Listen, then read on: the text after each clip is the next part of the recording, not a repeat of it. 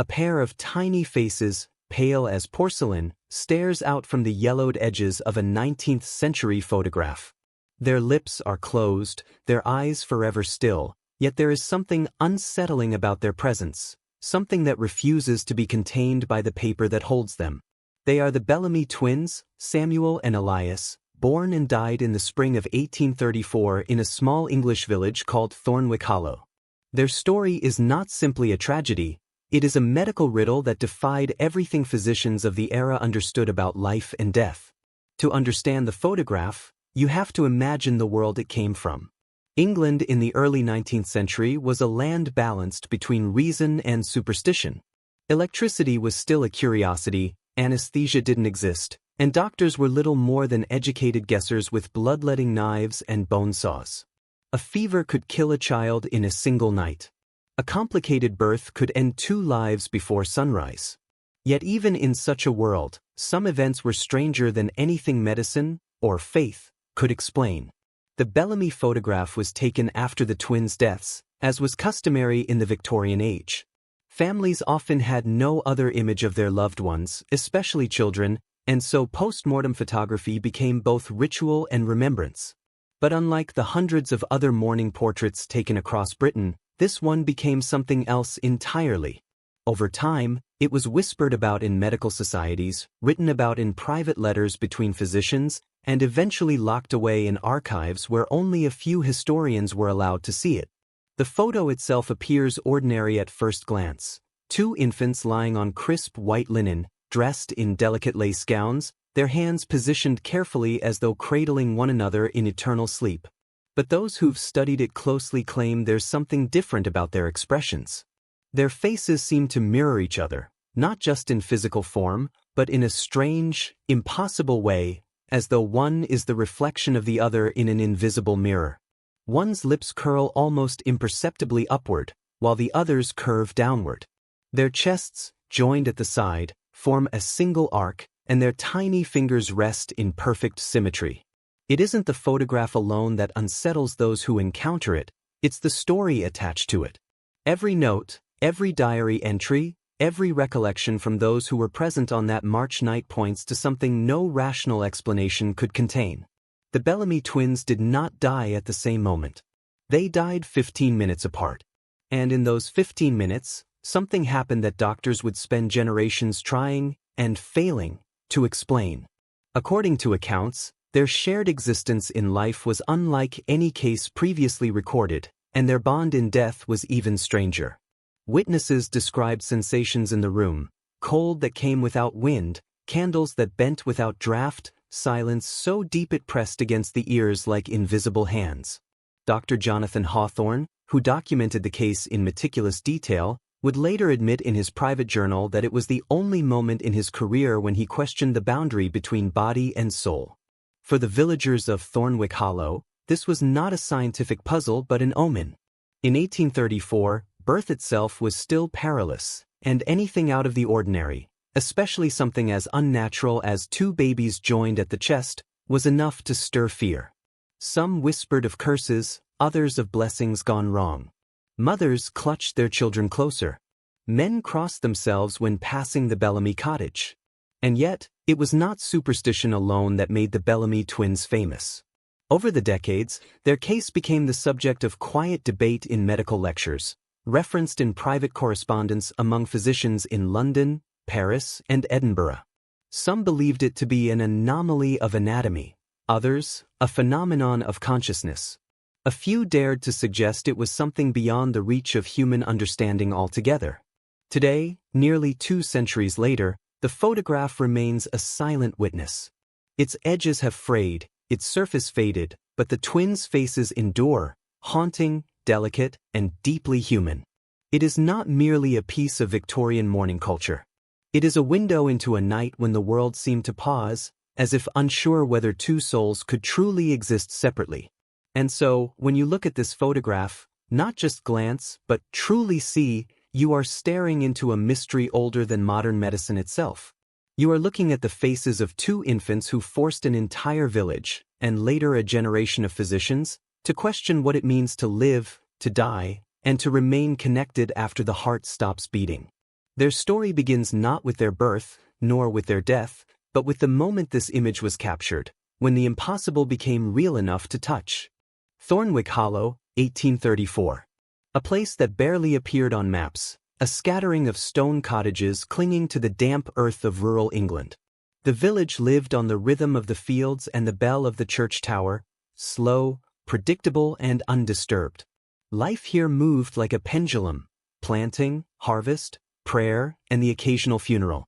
It was the kind of place where change arrived in whispers, not shouts. When Eleanor Bellamy discovered she was expecting again, no one was surprised. She was 26 years old, already the mother of 2 healthy children, and married to William Bellamy, a quiet man who worked as a cooper repairing barrels for the local breweries. They were neither wealthy nor poor, but they were respected. Eleanor was known for her calm manner, her neat white bonnets, and her skill with herbal remedies passed down from her mother. She was, in every sense, ordinary. Until this pregnancy. By her 4th month, Eleanor began to notice something peculiar. It started as faint movements in her abdomen, not unusual, but different. They didn't come as soft flutters, like with her first 2 children. These were sharper, as if 2 rhythms pulsed inside her, not one. The kicks seemed to answer each other, like a conversation beneath her skin. When she pressed her palm to her right side, she felt a response on the left, as though someone in there was listening. Her sleep changed next. She began to dream, always the same dream, with small variations. 2 children walked through a garden she didn't recognize, their footsteps perfectly in sync. One child carried a lantern that glowed faintly gold. The other held nothing but cast a shadow so dark it seemed to swallow the light whole. She could never see their faces clearly. They were blank, like figures carved from wax, but she felt their gaze on her even when she woke. The midwife, Agnes Crowther, visited every fortnight to check her condition. Agnes was a formidable woman, broad-shouldered and unafraid of blood, who had delivered more babies than she could count in her 60-odd years. She'd seen births go wrong, births go right, and births that ended in silence. But Eleanor's case unsettled her. By the 5th month, the size of Eleanor's belly was larger than expected.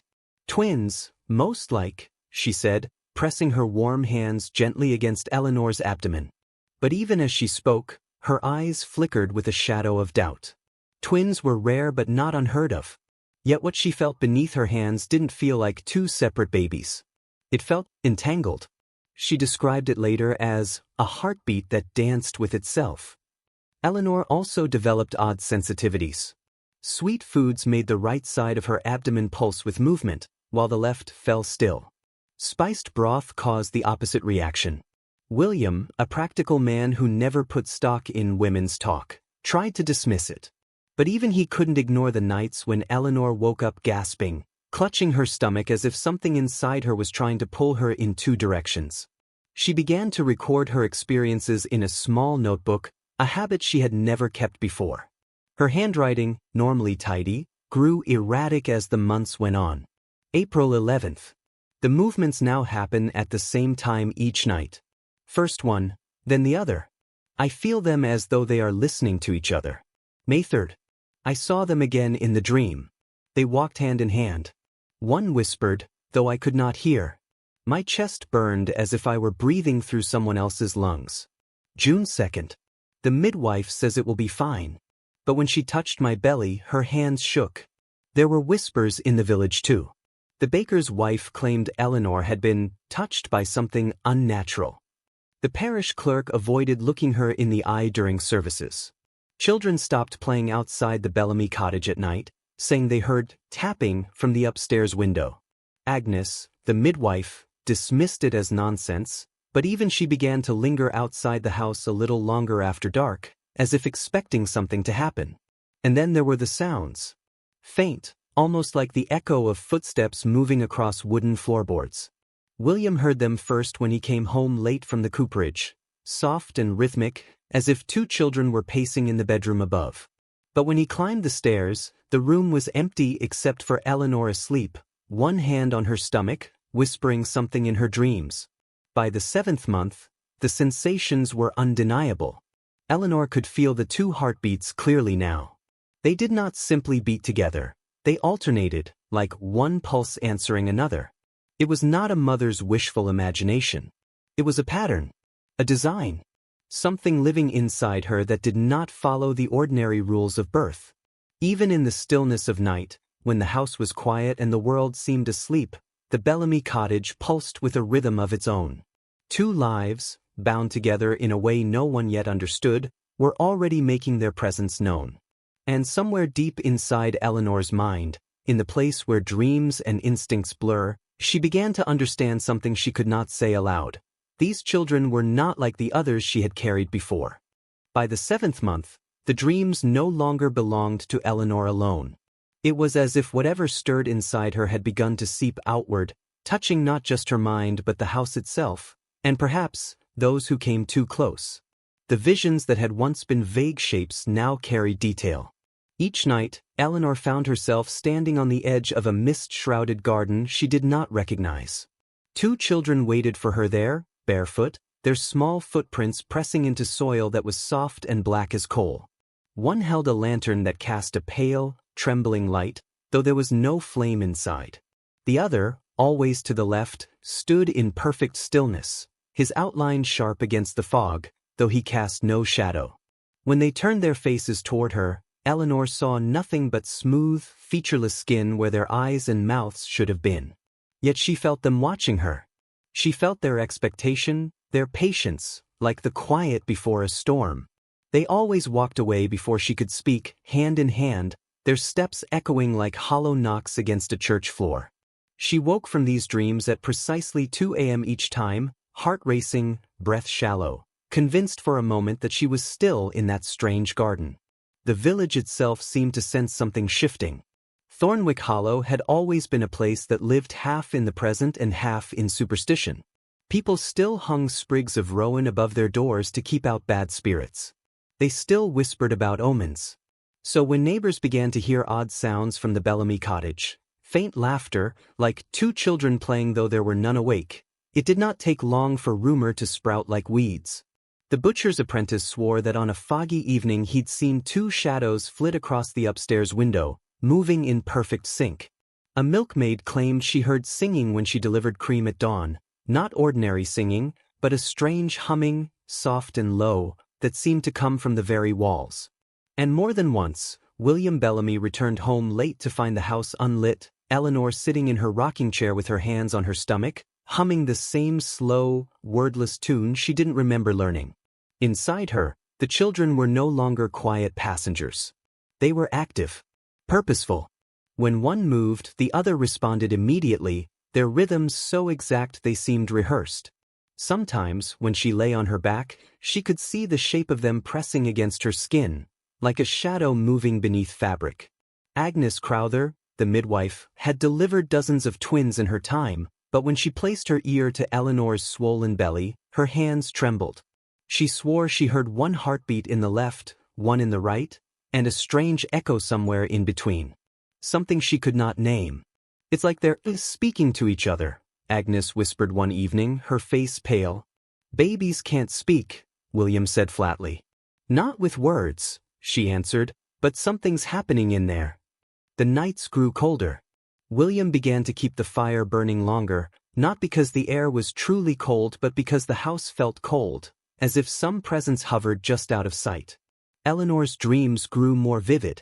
She could now make out details of the children's clothing, plain cotton smocks, slightly too large, and bare feet mottled as if they'd been walking through wet earth. Their hair was different too. One had hair so fair it caught the lantern's glow like silk, the other's was ink black, blending into the fog. One night in late February, something changed. Eleanor woke not to her own heartbeat, but to a sound she had never heard before, a soft tapping from inside her abdomen, measured and rhythmic.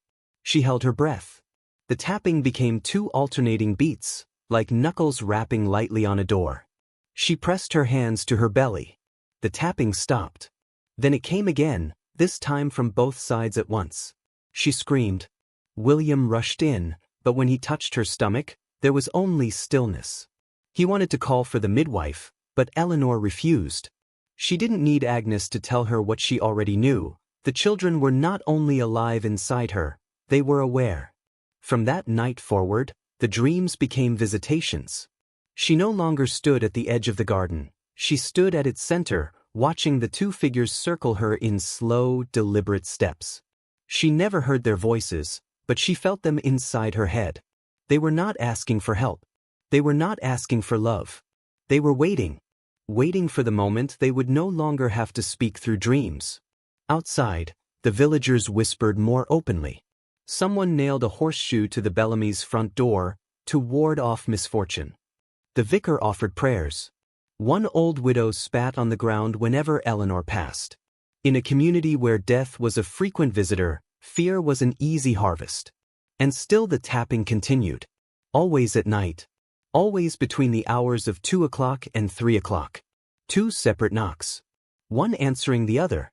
Eleanor, who had always been a woman of reason, began to believe something ancient was unfolding inside her, something that didn't belong to her or even to this world. March 16, 1834. The night began like any other in Thornwick Hollow, quiet, the air damp with the scent of thawing earth and wood smoke curling from chimney pots. But in the Bellamy cottage, the rhythm of the village fractured. Eleanor's contractions started just after sundown. At first, they came softly, like a distant drumbeat. But unlike her previous labors, they did not build in a single, steady wave. They alternated. A contraction would surge from one side of her abdomen, tightening her body like a drawn bowstring. Then it would stop, only for the pain to bloom from the other side seconds later. It was as though 2 separate forces inside her were taking turns. Agnes Crowther arrived before midnight, shawl pulled tight around her shoulders, midwifery satchel in hand. She had delivered babies in snowstorms and candlelit barns, in grand houses and one-room cottages, but something in the air that night unsettled her. She would later describe it as a hush before something unnatural. The Bellamy house was dimly lit, candles flickering against the cracked plaster walls. William had stoked the fire, but the room felt colder than it should have been. Eleanor lay in bed, her face pale and slick with sweat, gripping the sheets so tightly her knuckles blanched. Her breaths came in short, uneven bursts, matching the uneven rhythm of her contractions. It's like they're fighting each other, she gasped between waves of pain. Agnes placed a hand on her swollen belly. She could feel 2 distinct movements beneath her palm, not simply shifting limbs, but opposing forces, pushing and pulling. It was unlike anything she had felt in 50 years. By 2 a.m., Eleanor's cries had changed pitch. The pain had deepened, not sharp, but heavy, pressing inward from both sides like the closing of a vice. The room had filled with an odd tension, as if the air itself had weight. William tried to help, wringing cloths with warm water, but even his solid hands trembled. He was a man of wood and iron, used to fixing things with hammer and nail, not helplessly watching the woman he loved struggle against something invisible. Agnes instructed William to boil more water, not because she needed it, but because she needed him out of the room. Something about the silence between contractions unnerved her. No moans, no breaths, just a low, resonant hum coming from Eleanor's chest. It wasn't pain. It wasn't prayer. It was something else. Then, at the peak of the storm, the first child entered the world. But this was not a normal birth. When the infant emerged, Agnes stumbled backward, her apron smeared with blood and fluid. The twins were joined at the chest, not merely touching but fused, their ribs forming a seamless arc of flesh. A single, shallow rise and fall moved through both torsos. Their tiny faces mirrored each other in eerie perfection, one turning left as the other turned right. No cry filled the room. No frantic gasp. Instead, the air quivered with that same low hum, now coming from them. It wasn't sound in the ordinary sense. It was something that seemed to move through bone rather than ear. William froze in the doorway. His tools, hands meant for repairing barrels and broken wheels, hung useless at his sides. "Dear God," he whispered. "What are they?" Agnes, seasoned and usually fearless, swallowed hard. "They're alive," she managed. But she wasn't certain. Their skin was pale as wax, their lips nearly translucent. One child's eyelids fluttered open, revealing eyes a startling, cloudless gray. The others remained closed, yet its hand twitched in perfect response to the first. Eleanor, exhausted, reached for them. "Give them to me," she whispered. Her voice was hoarse, raw with pain and awe. When Agnes placed the conjoined twins in her arms, Eleanor felt their warmth, 2 heartbeats echoing faintly beneath her palms, though not in harmony. When one heart sped, the other slowed, like a pendulum swinging from one end to the other. Outside, wind rattled the shutters, though no storm had been forecast. The candles along the bedside guttered at once, as if a breath had swept through the room. For a brief moment, it felt as though the house itself inhaled. The twins' breathing was uneven. They moved with mirrored precision. One lifted his hand, the other lowered it. One's chest rose, the other's fell.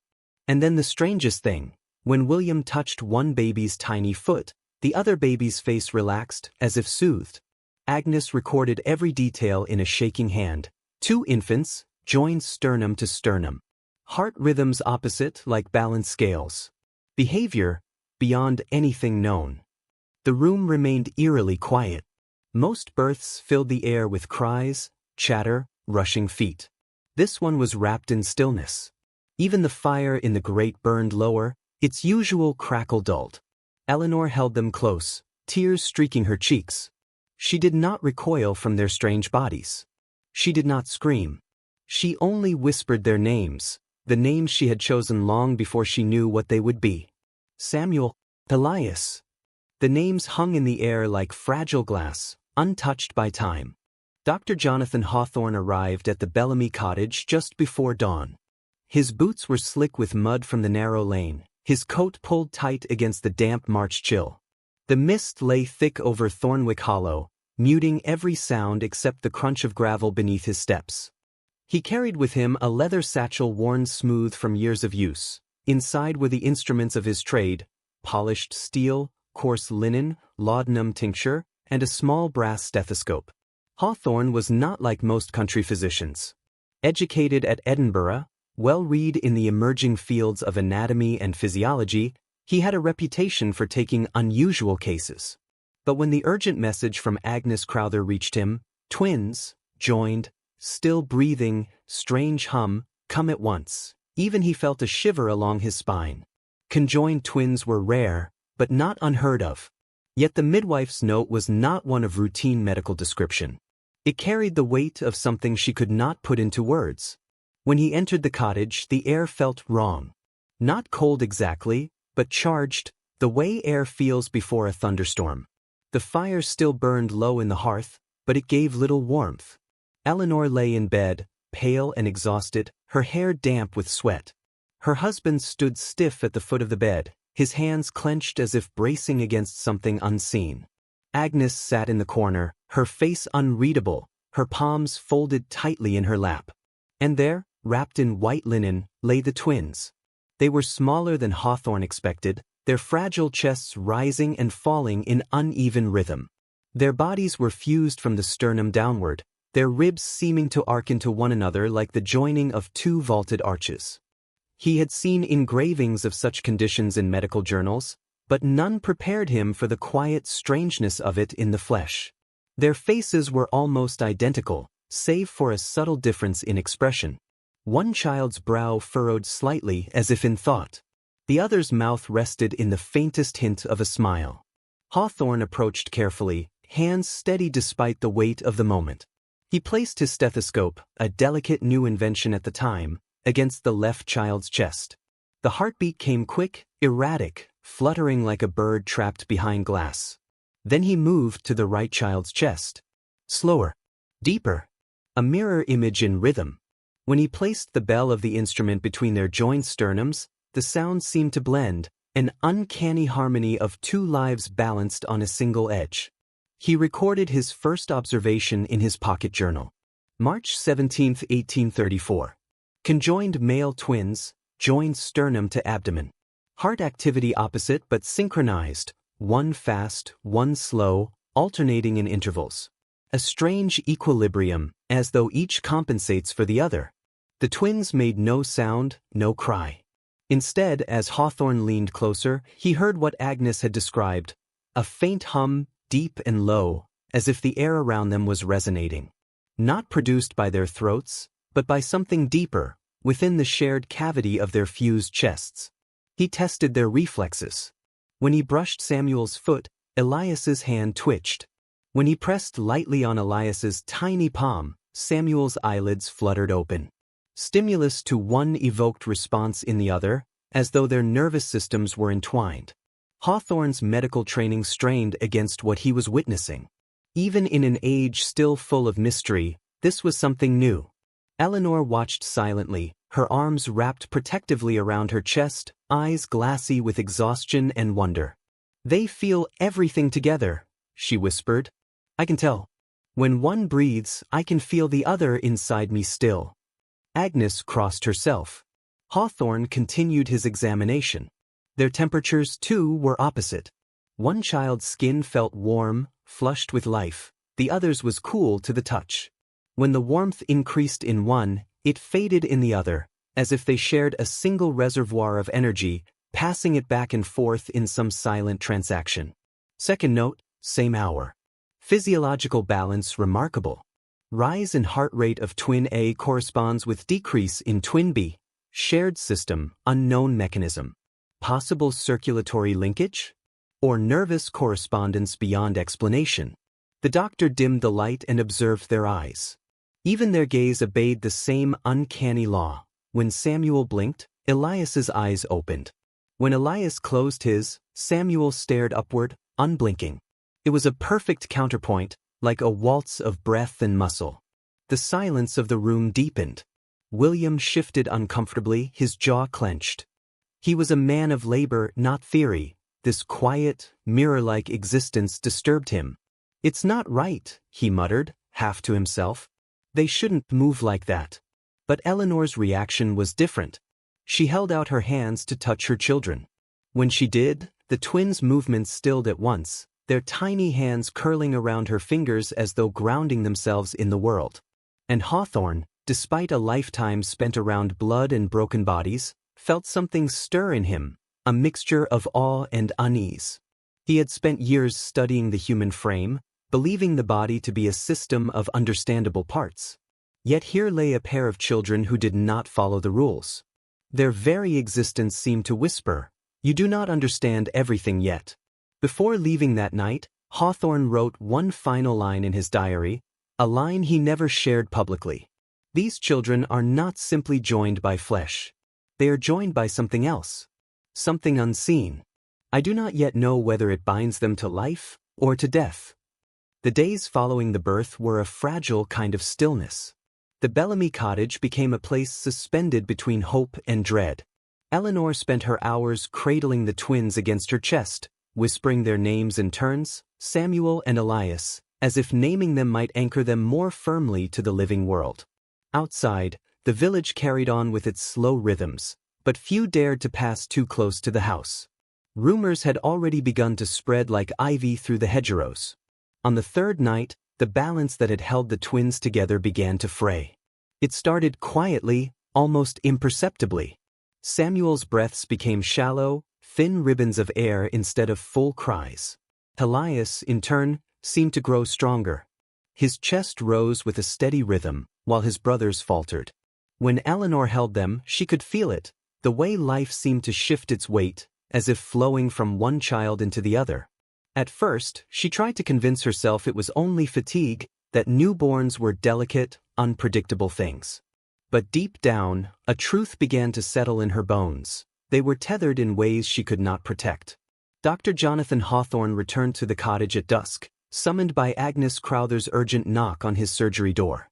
The mist was thick again, hugging the ground in the narrow lane. As he approached, he saw that the candles in the Bellamy window were already lit. It was not yet fully dark, and that alone unsettled him. Families in Thornwick Hollow did not waste precious tallow unless something was wrong.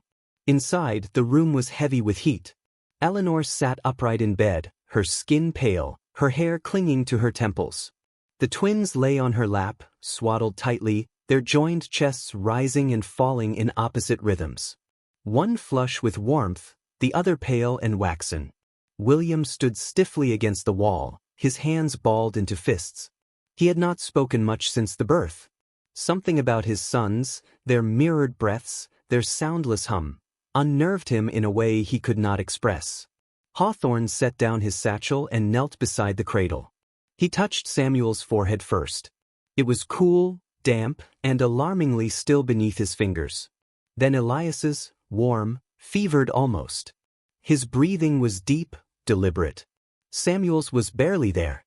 Hawthorne placed the stethoscope against their shared chest. The sound that reached him was like an unbalanced scale, one heartbeat racing, the other slowing, as if each pulse was answering the other. "He's fading," Agnes whispered. She stood by the window, hands knotted in her apron.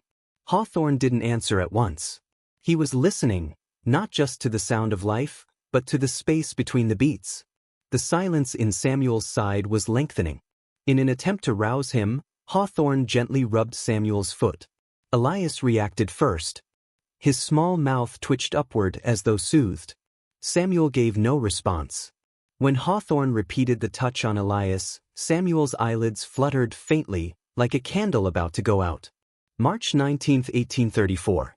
Pulse exchange between twins unmistakable. Stimulation of one body evokes mirrored reaction in the other. Subject A weakening.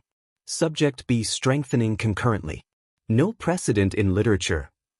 Eleanor's voice cracked through the quiet. "Can you save him?" she asked.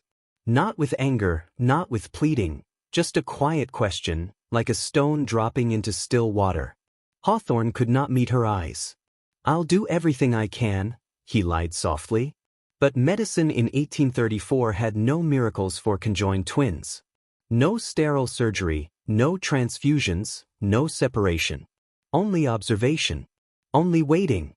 By midnight, Samuel's skin had taken on a faint gray hue. His breaths came in tiny gasps, then not at all for long stretches. Elias, in turn, remained startlingly alert. His eyes, a pale, unearthly gray, followed the movement of the candle flames. He made no sound, only breathed in measured rhythm. When Hawthorne placed a hand against their fused chests, he could almost feel the weight of Samuel's life flowing into Elias like water down an unseen channel. Eleanor rocked them both, whispering lullabies. It was not a song of hope. It was a mother's instinctive gesture to hold back the inevitable. William hovered near the door, torn between love and terror. The villagers had already begun muttering words like curse and omen. He feared what they might say, what they might do, if they believed one child was stealing the other's life. At 2:17 a.m., Samuel exhaled one last shallow breath. His chest stilled. The faint pulse beneath Hawthorne's stethoscope faltered once, twice, and then disappeared entirely. Eleanor did not scream. She simply pulled him closer.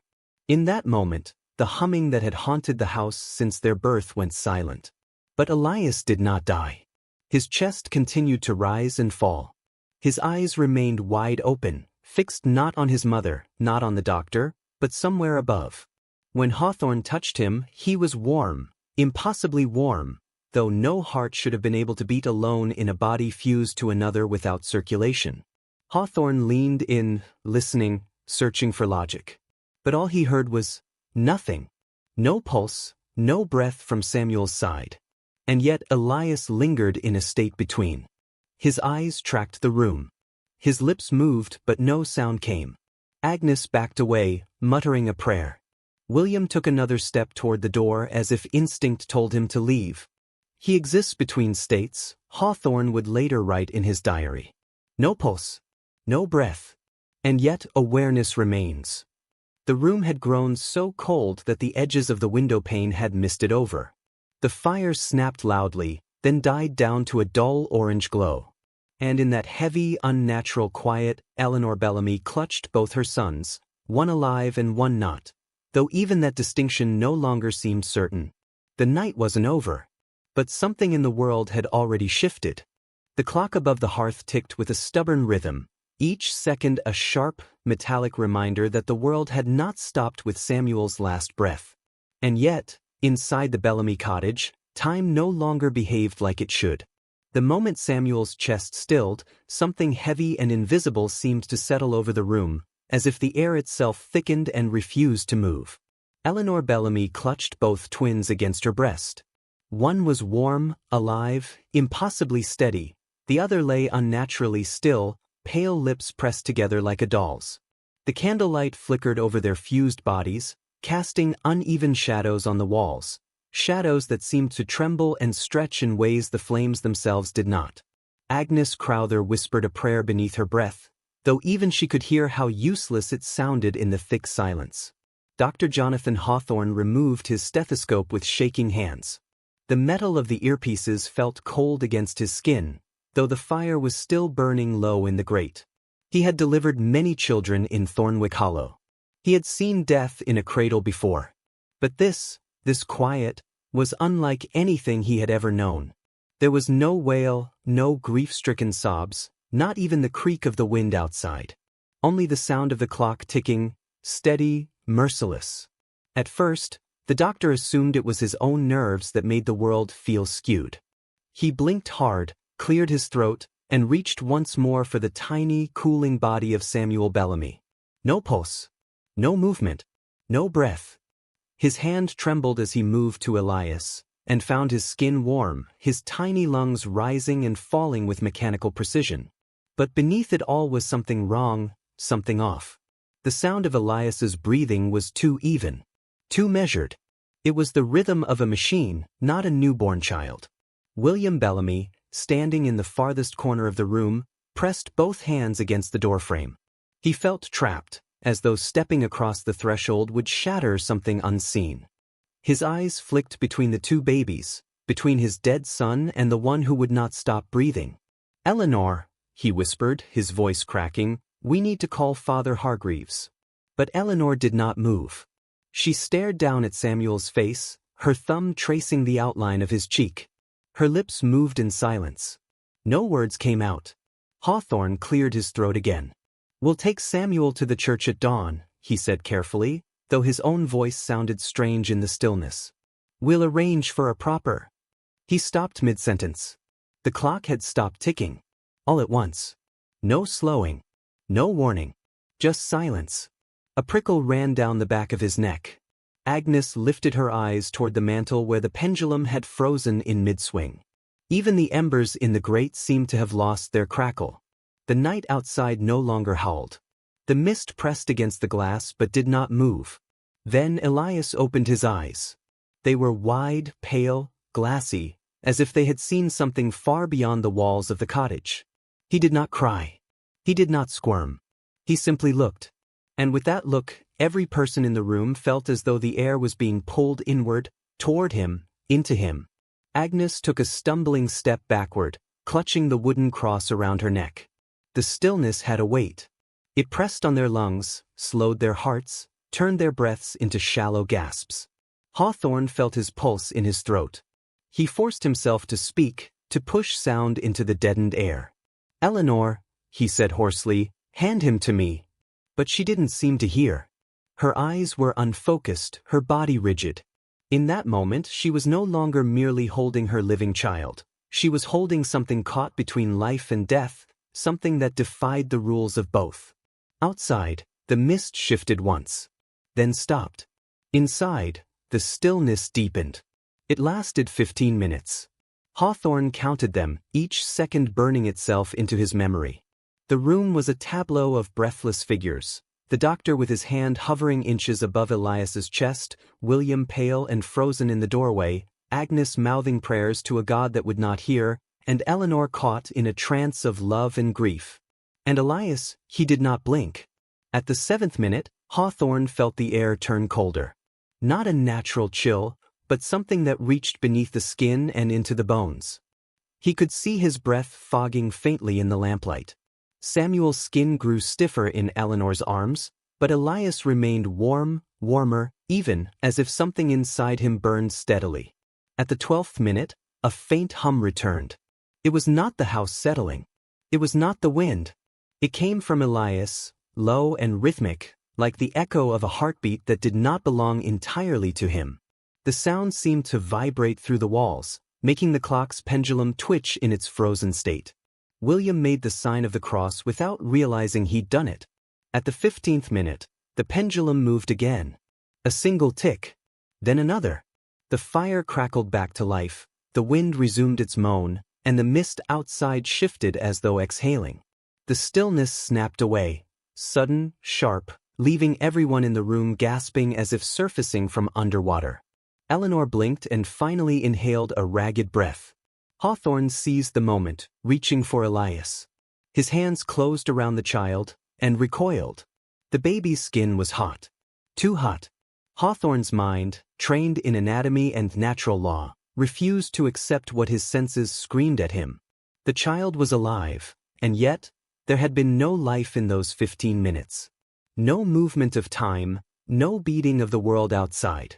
Elias had been at the center of something unnatural, something vast and silent. "Doctor?" Agnes whispered. Her voice was hoarse, like someone speaking after a nightmare. What was that?" Hawthorne couldn't answer. He only stared at the child, whose pale eyes were slowly fluttering closed. Elias gave a small sigh, as if settling into some unseen rhythm again, and the room warmed slightly, just enough to remind them they were still in the mortal world. Samuel's tiny hand, stiff and cold, rested against his brother's. Their fused bodies no longer mirrored one another. One side was still. The other pulsed with inexplicable heat. Hawthorne turned toward the mantel and realized the clock was now 5 minutes behind where it should have been. 15 minutes had passed. And the world had let it happen. Dawn came late to Thornwick Hollow that morning. A thick, wet fog clung to the ground, refusing to lift even as the pale sun pressed against it from behind the clouds. The village was slow to stir. Shutters creaked open only halfway, doors remained bolted longer than usual, and the church bell did not toll. Something had unsettled the night. Even those who knew nothing of the Bellamy tragedy felt it in their bones when they stepped outside. The stillness of the air, the peculiar heaviness of the morning. Word, however, travels fast in small villages, especially when fear gives it wings. By mid-morning, the whispers had spread from the butcher's lane to the green. Old women wrapped in wool shawls stood in 2s and 3s near the well, clutching their prayer beads. Men on their way to the mill slowed their steps, pretending not to listen as they very much did. The story grew with every retelling, as all stories in Thornwick Hollow did. By the time it reached the edge of the village, what had happened in the Bellamy cottage had already begun to transform into something larger than life. "They say the clock stopped for 15 minutes, muttered Mrs. Withers, her breath frosting in the air. "Stopped," gasped another woman. "No wind, no sound, no nothing. Not even the fire burned," came the reply. "And the babe," Mrs. Withers whispered, lowering her voice, "the living one, opened his eyes." The others crossed themselves. A baby who lived while his brother died was tragedy. A baby who lived when time itself stood still was something else entirely. Up at the Bellamy cottage, the fog pooled around the garden fence, swallowing the path. Inside, the house had been stripped of its stillness, but something heavier had taken its place, a silence too deliberate to be natural. Eleanor Bellamy sat on the edge of the bed, her arms wrapped around Elias, who was finally asleep. His breathing was steady, rhythmic, untroubled, as if the strange, frozen minutes of the night had never occurred. His skin, once fever-warm, had cooled again to a normal baby's warmth. Samuel's body, wrapped carefully in a linen shroud, lay in a small wooden cradle near the hearth.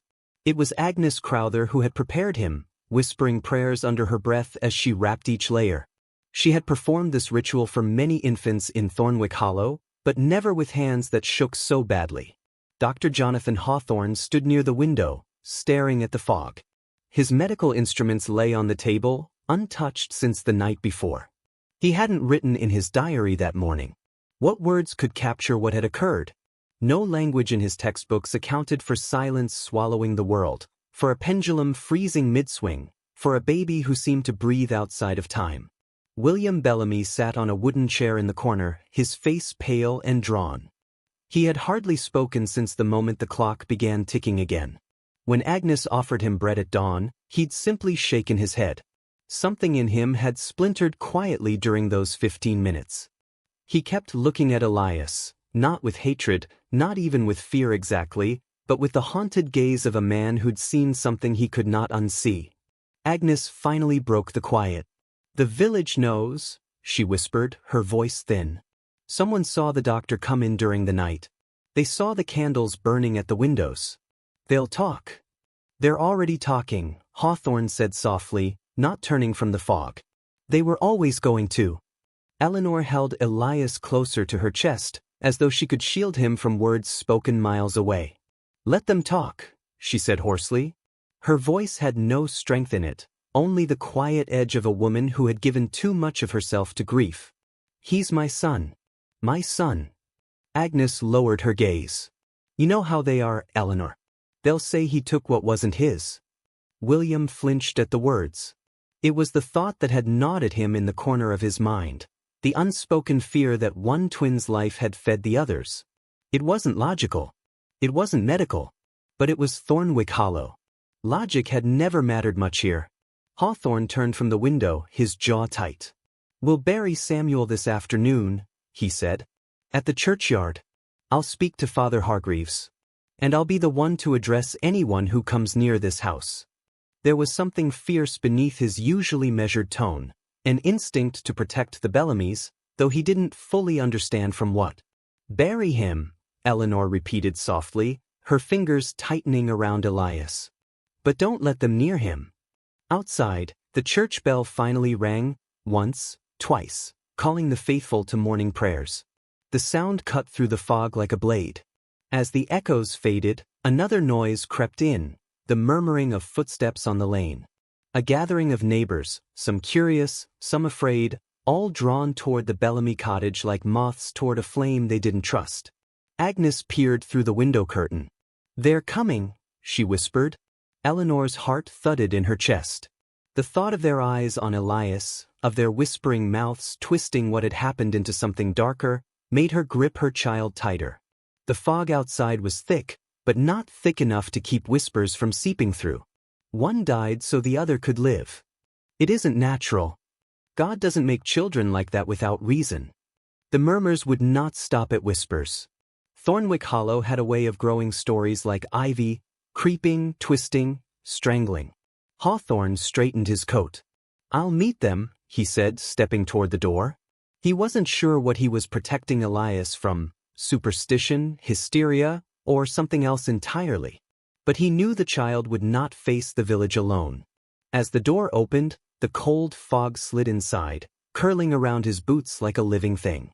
Outside, shapes emerged, neighbors, clutching rosaries and lanterns, faces pale in the gray light. Their eyes were full of questions, and beneath those questions, fear. Inside, Eleanor held her child against her heart and whispered, "You are mine," again and again, as if her words might keep the world from taking him.